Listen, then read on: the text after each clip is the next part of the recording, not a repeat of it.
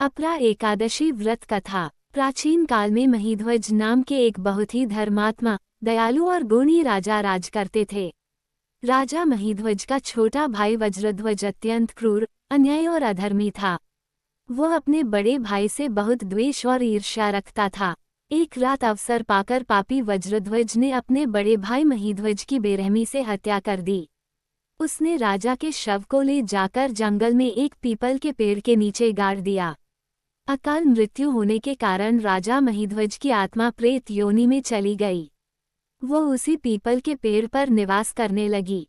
प्रेतात्मा के रूप में राजा वहां से गुजरने वाले हर राहगीर को परेशान करते थे और बहुत उत्पात मचाते थे, जिससे पूरे क्षेत्र में भय का माहौल बन गया था। एक दिन उस मार्ग से महान तपस्वी और परम दयालु धौम्य ऋषि गुजरे। उन्होंने पीपल के पेड़ पर रहने वाली उस प्रेतात्मा को देखा।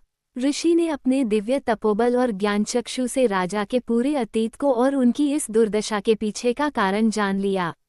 राजा की व्याकुलता और कष्ट को देखकर धौम्य ऋषि का हृदय करुणा से भर आया। उन्होंने प्रेत को पेड़ से नीचे उतारा और उसे परलोक विद्या का उपदेश दिया।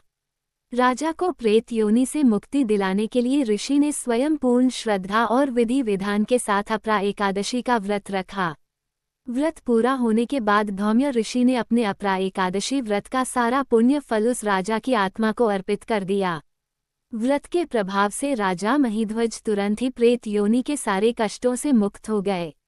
उन्होंने एक दिव्य शरीर धारण किया, ऋषि धौम्य के प्रति अपना आभार व्यक्त किया और पुष्पक विमान में बैठकर वैकुंठ लोक को प्रस्थान कर गए।